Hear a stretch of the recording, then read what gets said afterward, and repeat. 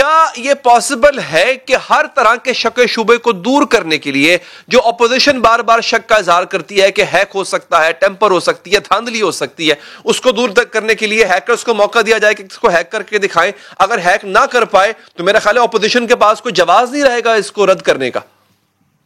شکریہ علی حیدر بھائی, بہت شکریہ. بسم اللہ الرحمن الرحیم. اللہم صلی وسلم وبارک علی سیدنا محمد. دیکھیں, کسی بھی چیز کا ٹیسٹ رن کرنا, اس سے کس نے انکار کیا ہے؟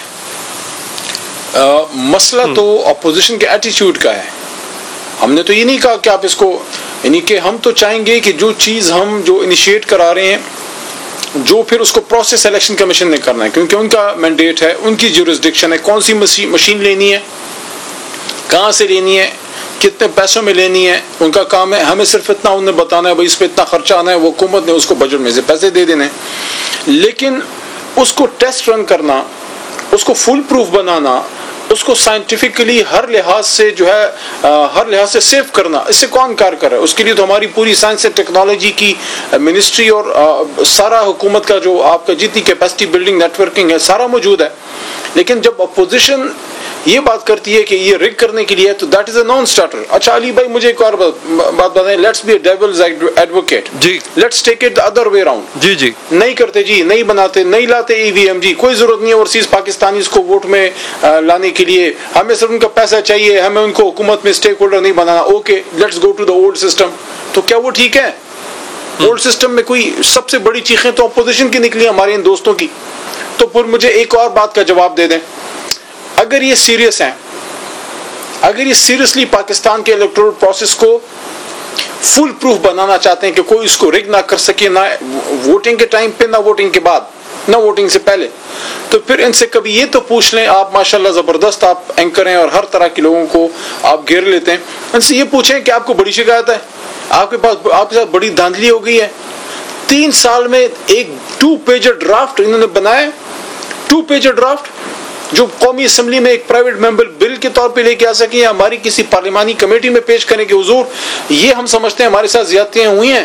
تو ہمارے 40-50 سال کی پاکستان کی سیاست کا نچوڑ یہ ہے کہ یہ اور یہ کام کریں تو پاکستان کا سسٹم ٹھیک ہو جائے. اور بھائی آپ وہ میں یہاں پہ ہو چکے, ان کا بندہ کوئی ہے نہیں یہاں پہ, تو میں ان کی جو جواب دیتے ہیں میں آپ کے سامنے رکھ رہا ہوں. وہ یہ کہتے ہیں علی صاحب کہ جب ہم آپ سے دور ہوتے ہیں تو آپ کہتے ہیں جی یہ بیٹھ کے بات نہیں کرنے کو تیار, جب آپ کے قریب آتے ہیں آپ کہتے ہیں این آر او مانگ رہے ہیں.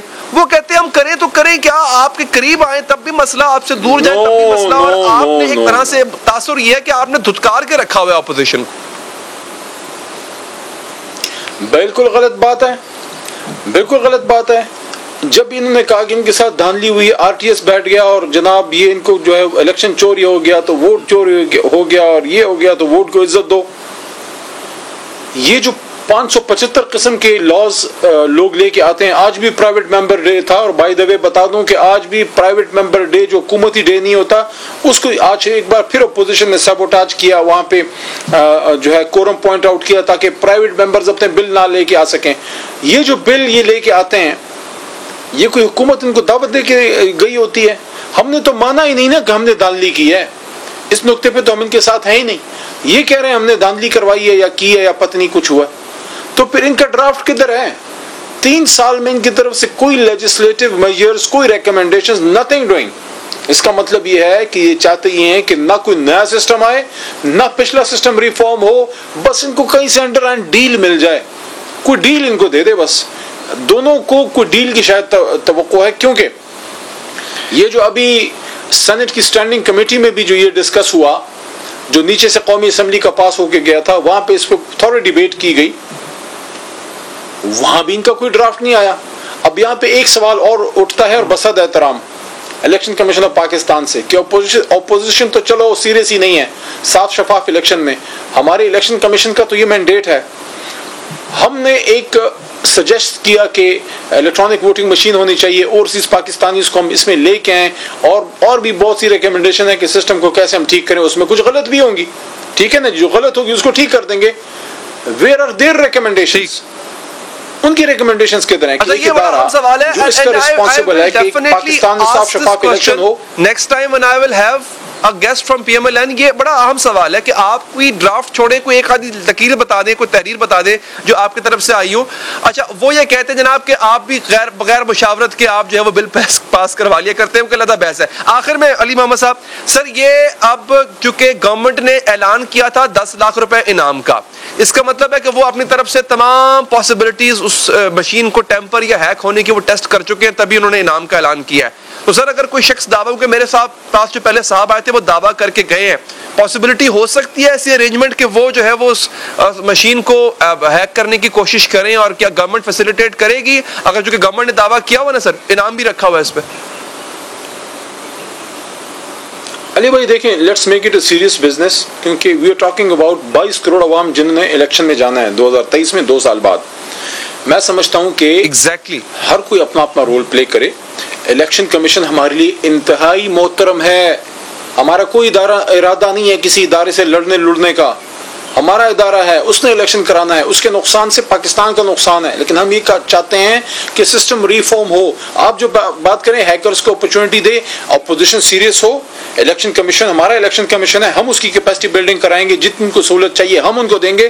پھر اس میں یہ والا آپ کا جو پوائنٹ ہے نا وہاں آ جائے گا کہ اس کو جب آپ فول پروف کریں گے تو ایک نہیں 50,000 قسم کے ہیکرز ہم بلائیں, ان کو بٹھائیں کہ بھائی اس کو کرو, تم اس کو سیبوٹیج کرو تاکہ ہم چیک کریں کہاں سے اس میں کوئی فالٹ آ سکتا ہے. لیکن وہ تو سٹیج تب آئے گی جب اپوزیشن مانے تو صحیح کہ بھائی technology is a way forward. بھائی جان یہ اس خط کتابت کے زمانے میں رہنا چاہتے ہیں, یہ اب اسمارٹ فون کا, کمپیوٹرز کا, ٹیکنالوجی کا زمانہ ہے.